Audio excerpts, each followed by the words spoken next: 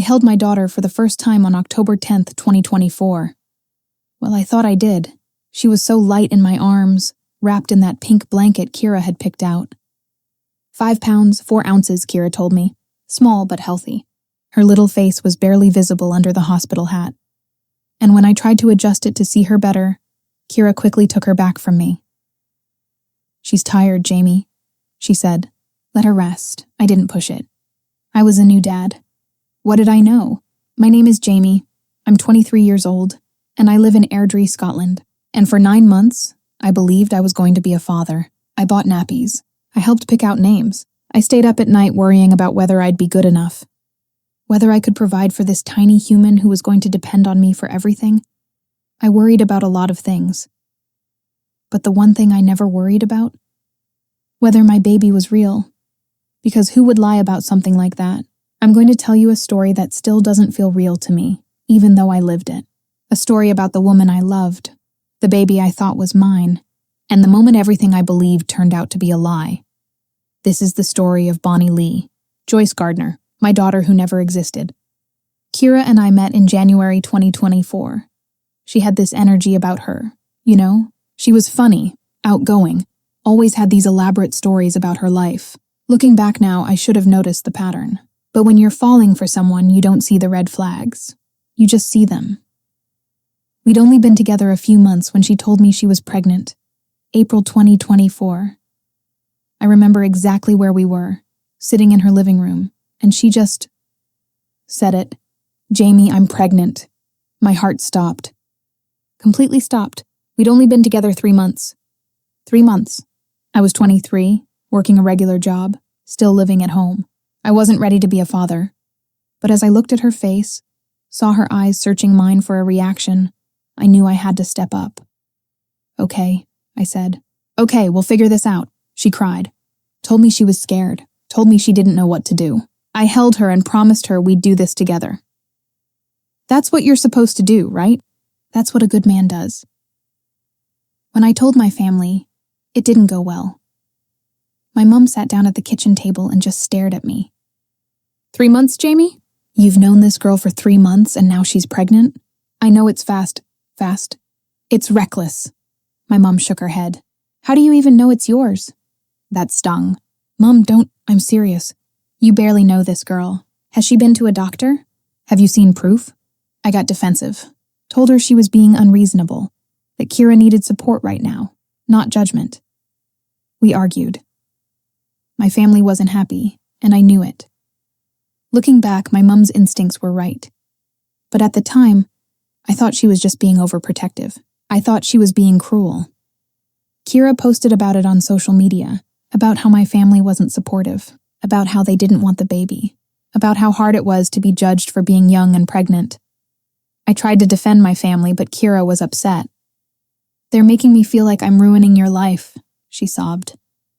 So I chose her side. I distanced myself from my family. Because that's what you do for the mother of your child, right? God, I was so stupid. The first few months were strange. Kira wouldn't let me come to any of the doctor's appointments. She always had reasons. They're during work hours, or it's just a quick checkup, or they said only one person allowed because of COVID protocols. I wanted to see the ultrasounds. I wanted to hear the heartbeat. I wanted to be there when they told us the sex of the baby. But Kira said I couldn't. And when I pushed, she'd get upset. She'd cry and say I didn't trust her, that I was being controlling, that I was acting like my family. So I backed off. I didn't want to stress her out. Stress isn't good for the baby, everyone says. She'd send me photos instead. Ultrasound images showing this tiny blob on a screen. "That's our baby," she'd text with a heart emoji. I'd stare at those photos for hours, trying to make sense of the shapes, trying to see the baby we'd made together. I saved every single one. I saw Kira's belly grow. I watched it get bigger week by week. She'd post bump photos online, those mirror selfies pregnant women take, showing the progression. I wanted to touch it, to feel the baby kick, but whenever I tried, Kira would redirect me. She'd move my hand away and say the baby was sleeping, or she'd wear baggy clothes and say she felt bloated and uncomfortable and didn't want anyone touching her. One time, Only one time in 9 months, I felt what I thought was the baby moving. We were sitting on the couch, watching TV, and Kira grabbed my hand and pressed it against her belly. There! Feel that? I felt something. A shift. A ripple under the fabric of her shirt. That's our baby, she whispered, smiling at me. I started crying. Right there on the couch, I cried. Because it was real. This was really happening. I was going to be a dad. Except I wasn't. And what I felt was probably her manipulating the prosthetic bump she was wearing. But I didn't know that then. The gender reveal party was in July. Kira's family organized it. Her cousin Neve was so excited, running around decorating everything in pink and blue. I invited my family, hoping it would be a chance to repair things. They came, but they were distant. My mum barely spoke to Kira. When the moment came, when the confetti cannon went off and pink paper filled the air, everyone screamed and cheered. A girl. I was going to have a daughter. Neve was crying, hugging Kira. Other family members were congratulating us. And I just stood there, stunned, thinking about this little girl who would call me Dad. We decided on a name together. Bonnie-Leigh Joyce Gardner. Bonnie after my grandmother. Lee was Kira's choice. Joyce was her middle name. I started buying things. Little pink outfits. A stuffed bunny. I'd walk past the baby section in shops and find myself stopping, looking at tiny shoes, tiny hats, imagining putting them on my daughter. My family contributed too, despite their reservations. They bought us a pram and car seat, cost them £1,000. My mum might have had doubts, but she wasn't going to let her grandchild go without. For the baby, she said when she gave it to us. Not for you two, for the baby. I thought she was warming up to the idea. I thought eventually, when Bonnie-Leigh was born, everything would be okay. Then in August, Kira dropped a bomb. There's something wrong with the baby's heart, she told me over the phone. My blood ran cold. What do you mean? She was crying, could barely get the words out. They found defects, holes in her heart. She's going to need surgery, Jamie. Our baby is going to need surgery. I felt like the world had stopped spinning. What did the doctor say? I asked.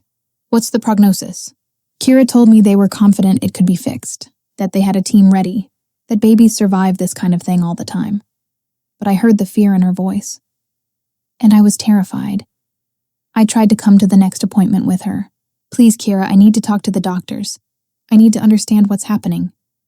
They won't let you, she said. It's specialists only, Jamie. I'll tell you everything, I promise. So I waited at home while she went to appointments, while she talked to cardiologists and NICU teams, while she got information about our baby's condition, and I wasn't there for any of it. She'd post updates on social media. Thank you to the amazing midwives. So grateful for the support. Both defects are treatable. I'd read those posts and feel left out of my own child's life. But I told myself it was temporary. Once the baby was born, I'd be there. I'd be the father I was supposed to be. As Kira's due date got closer, something shifted. She became distant. Wouldn't answer my calls for hours. Would cancel plans at the last minute. Would post on social media but not respond to my messages. I'd ask if everything was okay. If the baby was okay. I'm just tired, she'd say. Pregnancy is exhausting, Jamie. My mum noticed too. She's avoiding you, she said. Why won't she let you be involved? She's not avoiding me, I snapped. She's pregnant and stressed. But deep down, I was starting to wonder too. Why couldn't I come to appointments?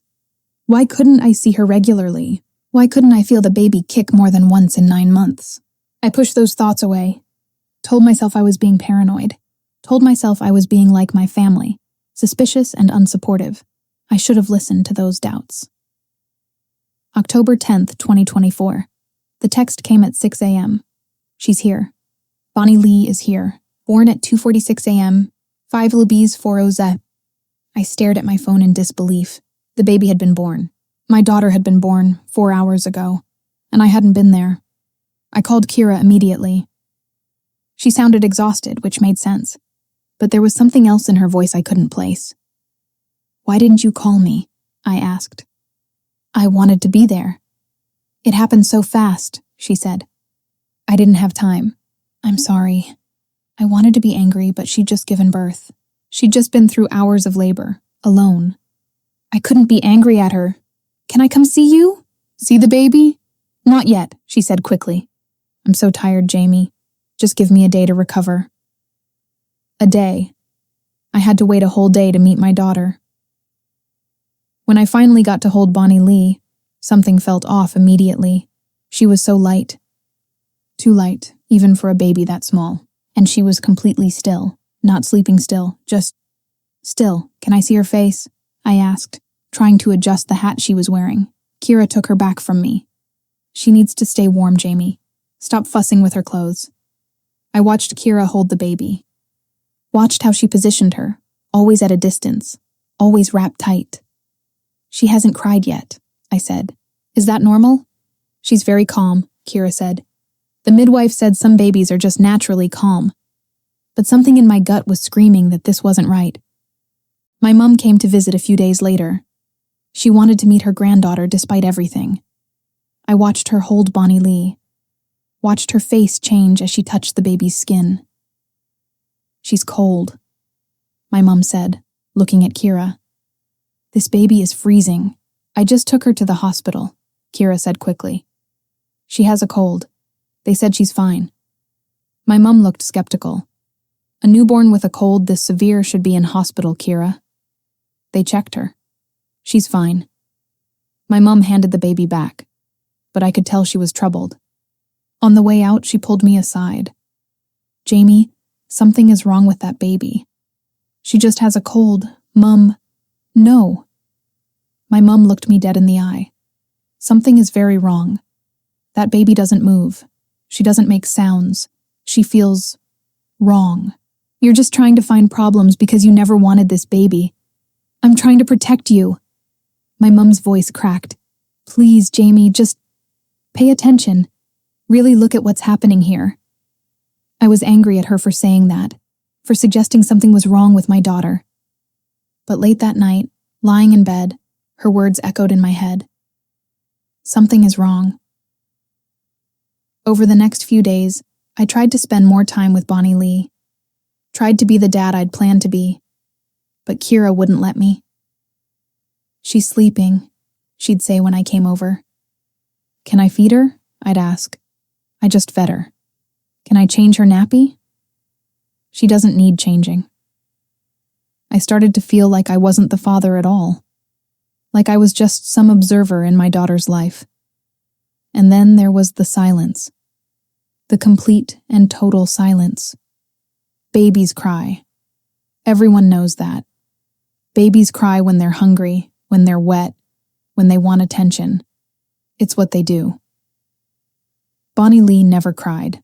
Not once. Not in a week of me visiting. Is that normal? I asked Kira. Should we take her to the doctor? She's fine, Jamie. Stop worrying so much. But I couldn't stop worrying, because my mum's words kept playing in my head. Pay attention. Really look at what's happening here. I'm not proud of what I did next, but I was starting to have serious doubts. About the baby. About Kira. About all of it. One night, I called her and said, I want a paternity test. Silence on the other end. Jamie, why would you, just to be sure, I said, for both of us, to make everything official. We can't do that, Kira said quickly. Why not? Because of the mucus, remember? The doctor said because of her cold. And all the mucus. We can't do any tests right now. It might contaminate the results. That didn't sound right. But I didn't know enough about babies to argue. Okay, I said. Then when she's better? Yeah, when she's better. But I knew, even as I said it, that there would always be another excuse. Another reason we couldn't do the test. October 16th, 2024. 6 days after Bonnie-Leigh was supposedly born. My phone rang. It was Neve, Kira's cousin. Jamie, I need to ask you something, and I need you to be honest with me. My heart started racing. Okay. Is Bonnie-Leigh a doll? The world stopped. What? Is she a doll? Neve's voice was shaking, because Kira just deleted every single photo and video of the baby from our messages. Every single one. And when I asked her why, she won't answer me. I couldn't breathe. Couldn't think. Jamie, I need you to tell me the truth. Have you actually held that baby? Have you seen her properly? Has she ever cried, ever moved, ever done anything a real baby does? And that's when it hit me. No. No to all of it. I'd held her once, barely, before Kira took her back. I'd never seen her face clearly. I'd never heard her cry. I'd never seen her move. I'd never been to a single doctor's appointment. Never seen a real ultrasound from a real hospital. Never been present for anything. Oh my God, I whispered. Jamie. It's a doll, I said, the words coming out like I was in a trance. Neve, it's a doll. Bonnie-Leigh is a doll. I heard Neve start crying on the other end of the line, and then my phone buzzed with a text from Kira. Something happened to Bonnie-Leigh, but I need someone here with me to explain things. My hands were shaking as I typed back. What happened? Tell me now. Another message came through. Bonnie-Leigh died, but you need to give me time to tell you everything, etc., and I will. I promise. She was telling me the baby died, the baby that never existed. She was telling me my daughter died. I drove to Kira's house. I don't remember the drive. I just remember pulling up outside and sitting in my car, staring at the building, trying to process what I just learned. 9 months. 9 months of lies. I walked up to the door and knocked. Her mom answered, and I could tell from her face that she knew. The whole family knew. Is it true? I asked. Was there ever a baby? Her mom shook her head, tears in her eyes. I'm so sorry, Jamie. We had no idea. None of us knew. I pushed past her into the house. Where is she? She won't come out of her room, her mom said. She's been up there since I found the doll. I stood at the bottom of the stairs, looking up at Kira's closed bedroom door. I wanted to scream, to rage, to demand answers. But instead, I just stood there, frozen, because I didn't know what to say.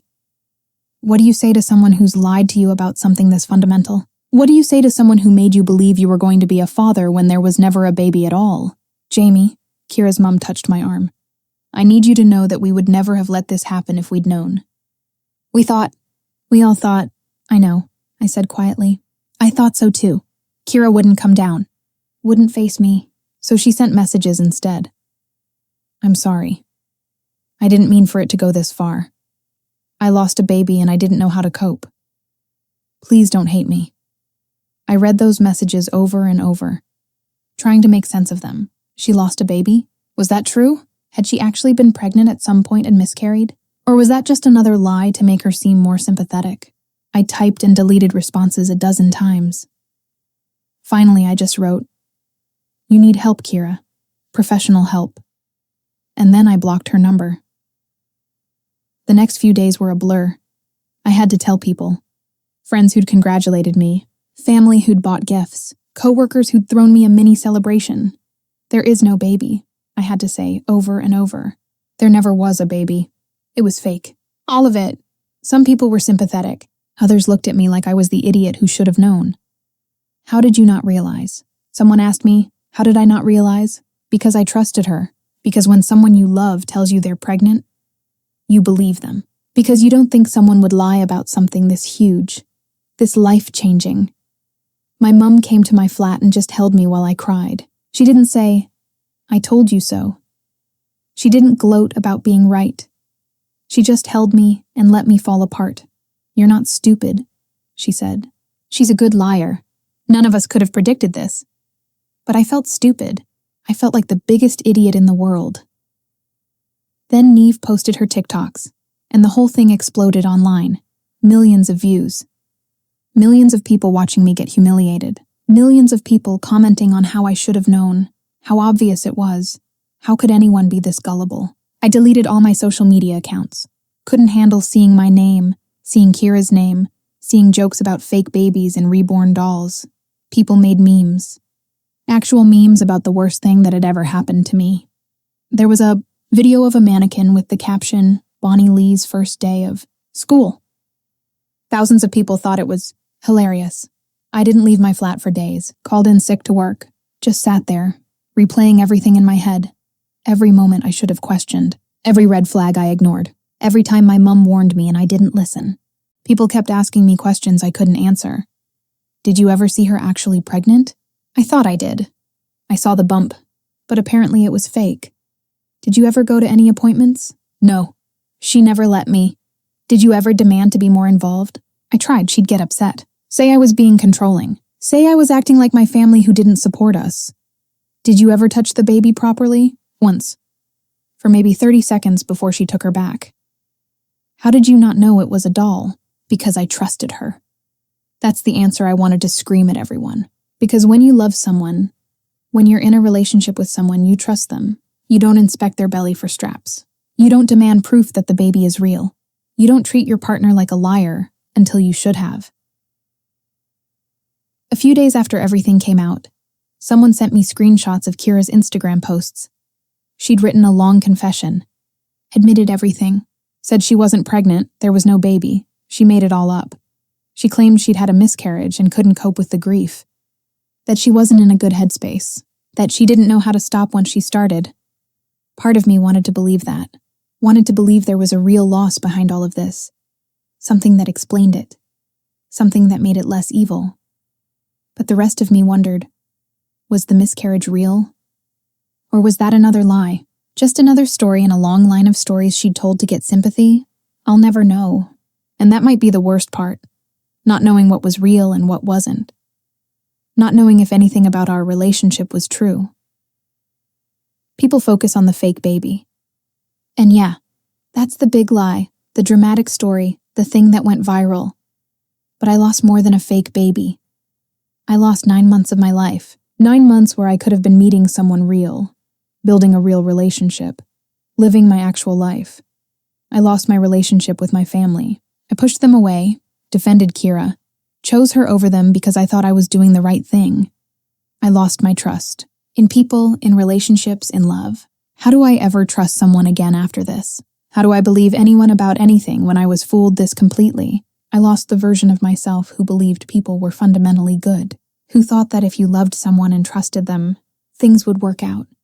I lost my faith that the world makes sense. And I lost something else too. The dream of being a father. Because for 9 months, I genuinely believed I was going to be a dad. I imagined teaching my daughter to ride a bike, helping her with homework, walking her down the aisle someday. I dreamed about her.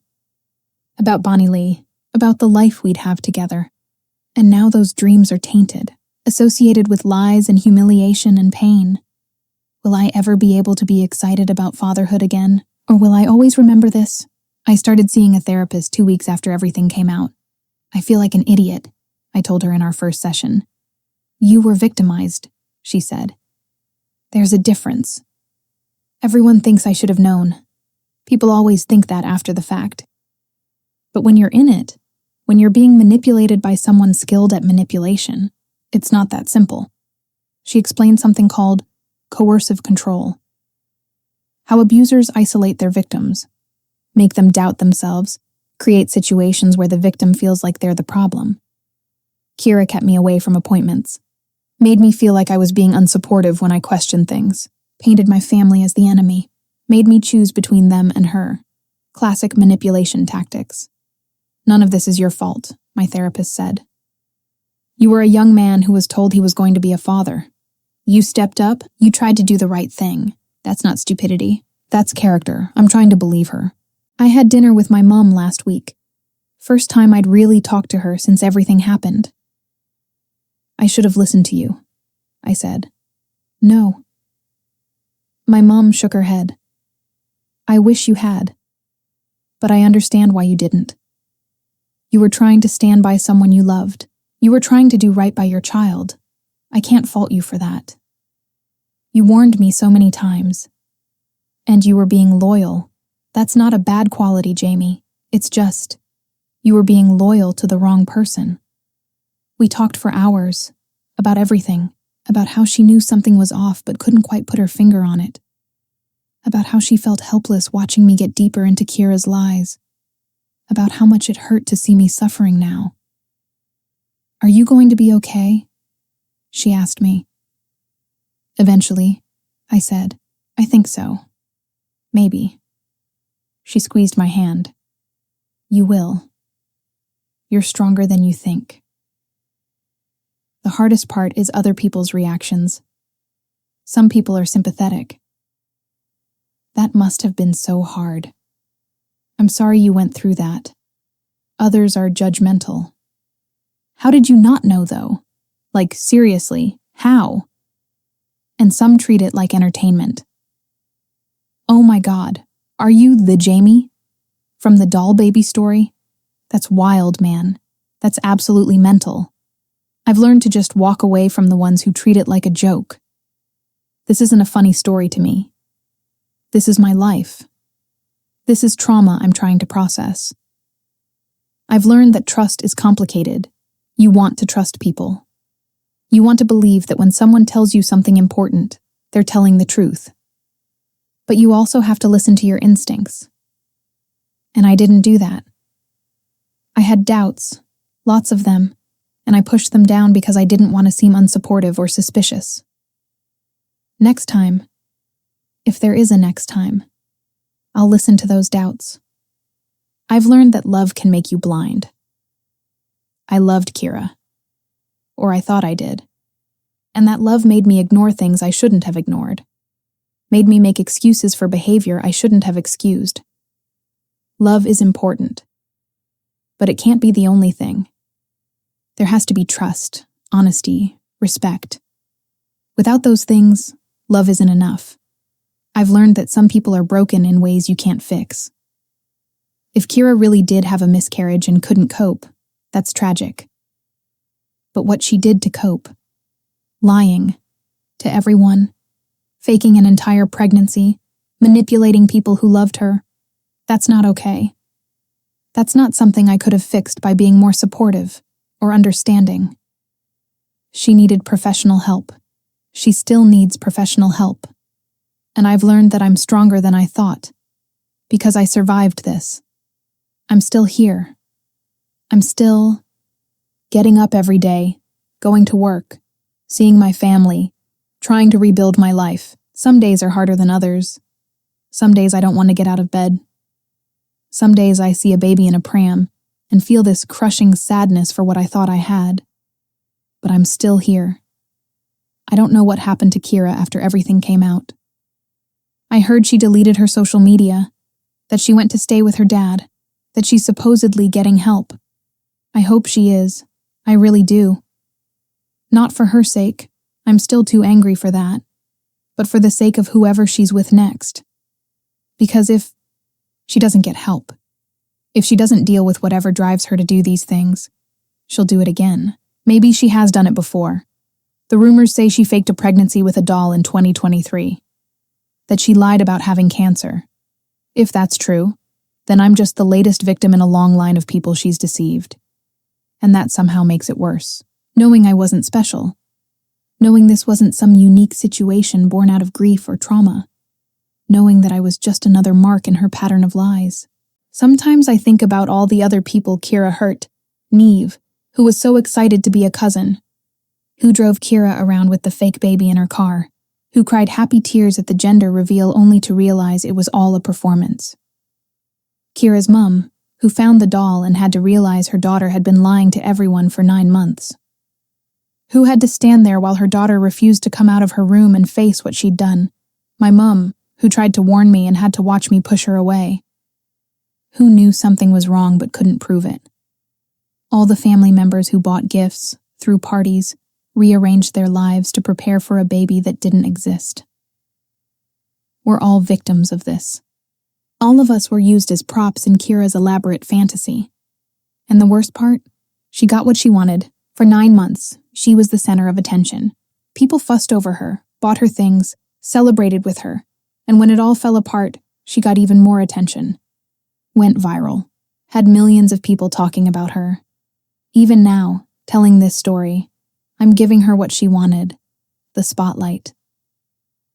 Sometimes I still think about Bonnie-Leigh, not the doll, but the idea of her, the baby I thought I was going to have.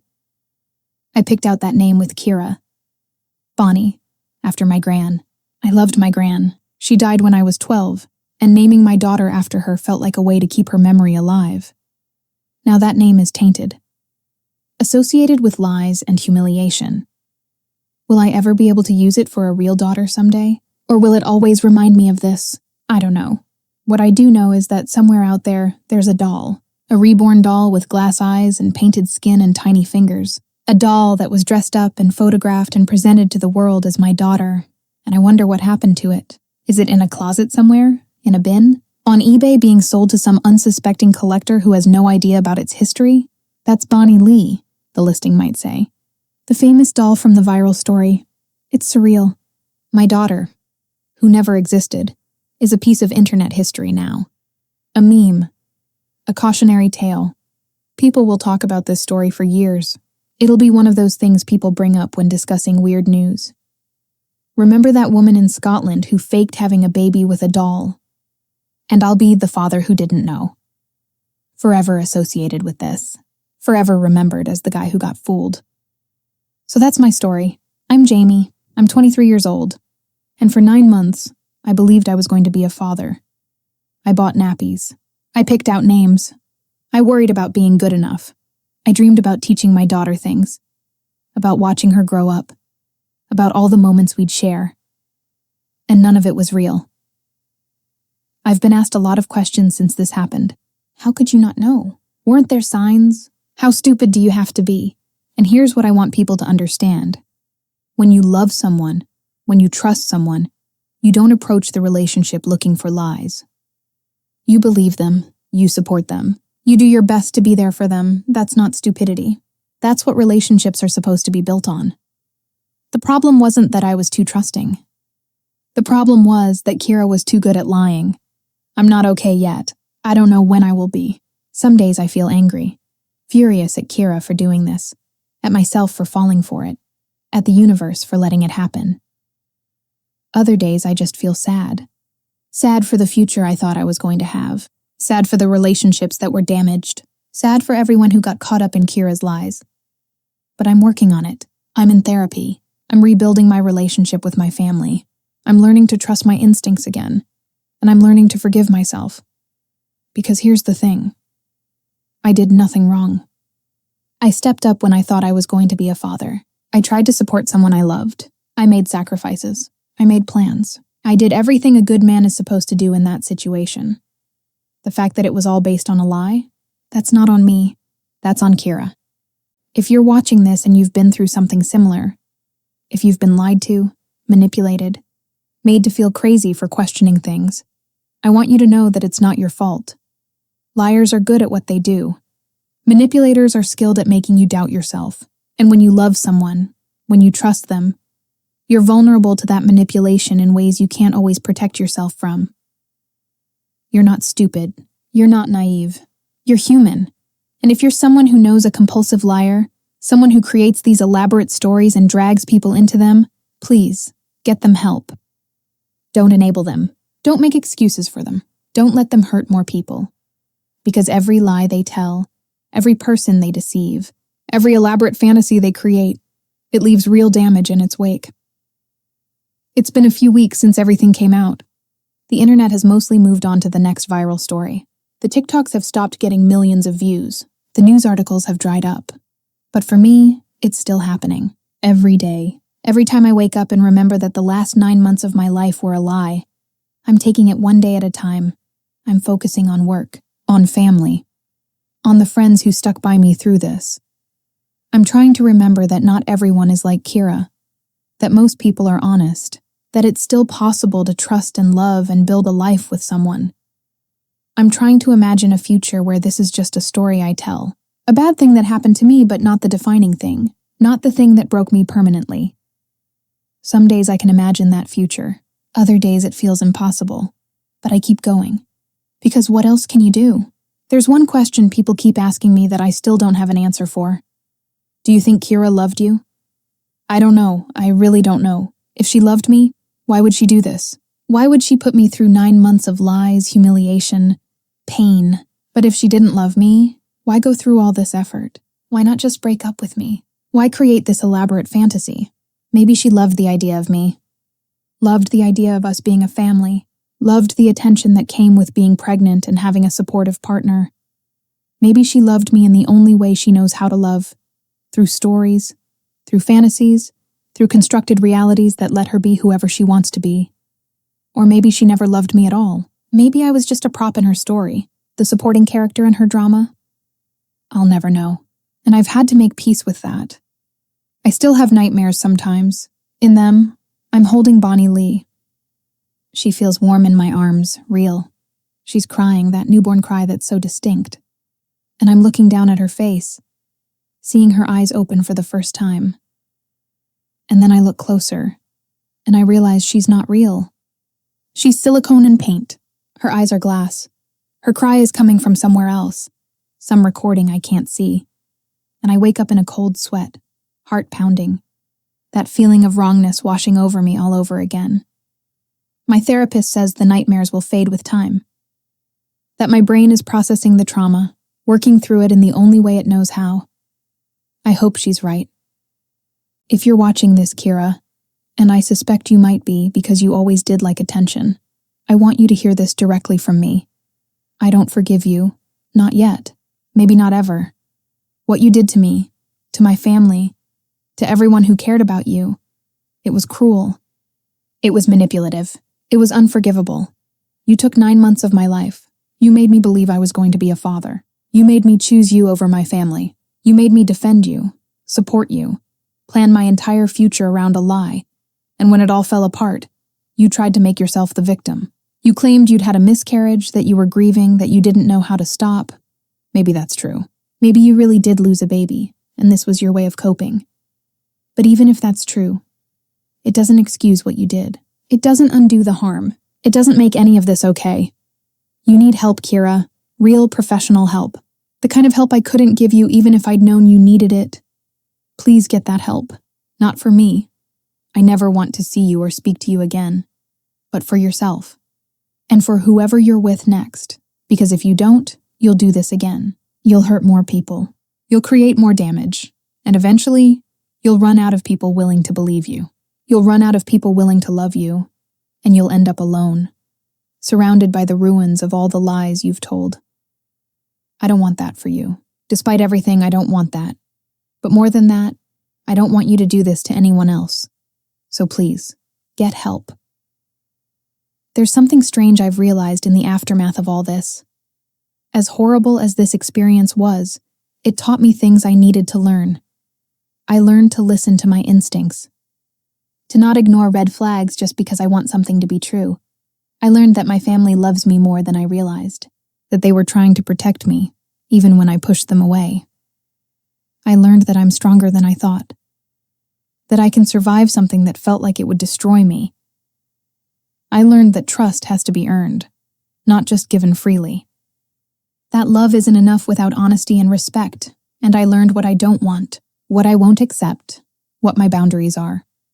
Next time, if there is a next time, I'll be smarter, more careful, more willing to walk away when things don't feel right. This experience broke me, but it's also rebuilding me into someone stronger, someone wiser, someone who won't be fooled again. That doesn't make what Kira did okay, but it means something good came from something terrible, and I'll take that. To everyone who's followed this story, who's watched the TikToks, read the articles, shared the memes, I want you to remember something. This isn't just a wild internet story. This isn't just entertainment. This is my life. This is real trauma that I'm still processing, real pain that I'm still feeling. When you make jokes about it, when you treat it like it's just another crazy viral moment, you're making jokes about the worst thing that's ever happened to me. I'm not asking for your pity. I don't want to be treated like a victim for the rest of my life. But I am asking for your empathy, your understanding that behind every viral story, there are real people with real feelings who are really suffering. We live in a world where everything becomes content, where people's pain becomes entertainment, where tragedy becomes a trending hashtag. And I get it. I really do. This story is wild. It's unbelievable. It's the kind of thing you can't make up. But it's also my reality. It's the thing I have to live with every single day. So the next time you see a story like this, something shocking, something crazy, something that makes you say, how could anyone fall for that? Remember that there's a real person behind it, someone who's hurting, someone who's trying to make sense of what happened to them. Be kind, be thoughtful, be human, because that's what we all deserve, especially when we're at our lowest. I don't know what my future looks like anymore. A few months ago, I thought I knew. I'd have a daughter. I'd be a dad. I'd figure out how to balance work and parenting. I'd watch Bonnie-Leigh grow up. I'd have this whole life mapped out now. Now, I don't know. I'm 23. I'm single. I'm starting over from scratch. Part of me is terrified. How do I date again? How do I trust someone new? How do I explain this story to someone without scaring them away? But part of me is also relieved, free. I'm not tied to Kira anymore. I'm not stuck in a relationship that was built on lies. I'm not going to be a father at 23 when I'm barely ready to take care of myself. I have my whole life ahead of me, and this time I'm going to live it on my own terms. No lies, no manipulation, no fake pregnancies or silicone babies, just real life, real relationships, real trust. It's scary, but it's also a fresh start, and maybe that's what I need right now. 6 months from now, a year from now, 5 years from now, I'll probably look back on this and see it differently. Maybe I'll be less angry. Maybe I'll have more perspective. Maybe I'll even understand Kira in a way I can't right now. Or maybe I'll still be angry. Maybe this will always be a scar I carry. Maybe I'll never fully understand why someone would do something like this. Either way, I'll survive it. I'll move past it. I'll build a life that has nothing to do with fake pregnancies and reborn dolls and viral TikToks. I'll fall in love again, eventually. Maybe I'll even be a father someday. A real father, to a real baby, with a partner who's honest and trustworthy and everything Kira wasn't. And when that day comes, when I'm holding my real child for the first time, feeling their warmth and hearing their cry and seeing their eyes open, maybe then this nightmare will finally feel like it's in the past. Maybe then I'll finally be able to let go of Bonnie-Leigh Joyce Gardner, the baby who never was. Maybe then I'll finally be free. But until then, I'm just Jamie, 23 years old, from Airdrie, Scotland, the father who never was, and I'm doing my best to be okay with that. Thank you for listening to my story. I hope it helps someone out there who's going through something similar. I hope it reminds people to be kind, to be empathetic, to remember that behind every viral story is a real person. And I hope, more than anything, that no one else ever has to go through what I went through. Because honestly, I wouldn't wish this on anyone, not even Kira. If Jamie's story resonated with you, if it made you think, if it broke your heart or opened your eyes, I need you to do something for me. First, hit that like button. I know, everyone says that. But here's why it matters. Stories like this need to be heard. Not for the shock value, not for the entertainment, but because somewhere out there, someone is in a relationship like Jamie was. Someone is being manipulated, lied to, gaslighted into doubting their own instincts. And maybe, just maybe, hearing Jamie's story will give them the courage to ask questions. To trust their gut. To walk away before it's too late. Second, subscribe to Tin Tea Tales if you haven't already. This channel is dedicated to telling real stories about real people. The messy, complicated, heartbreaking, and sometimes hopeful truths that don't always make it into mainstream media. We dive deep, we show empathy, and we never forget that behind every story is a human being. Hit that notification bell too, because I've got more stories coming that will make you question everything you thought you knew about human behavior. Third, and this is important, share this video. But when you do, I want you to share it with compassion. Don't share it to mock Jamie or to laugh at how stupid he was. Share it because it's a cautionary tale. Share it because it shows how even good, trusting people can be deceived. Share it because someone in your life might need to hear it. Now, I want to hear from you in the comments. Have you ever been in a relationship with someone who lied about something major? How did you discover the truth, and how did you move forward? Do you think you would have noticed the signs in Jamie's situation?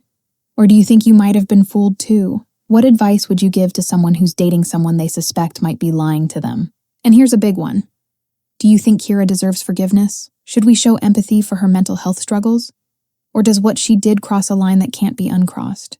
I read every single comment, and your perspectives help shape future stories. This is a community, and your voice matters here. If this story affected you deeply, if you're struggling with trust issues or recovering from a manipulative relationship, please consider reaching out to a mental health professional. There's no shame in getting help. Jamie did it, and it's making a difference in his healing journey. You deserve that same support. Before you go, check out these other Tinty Tales videos on the screen right now. I've got stories about catfishing, elaborate cons, and other cases where reality turned out to be stranger than fiction. If you like this deep dive into the human psyche, you'll love those too.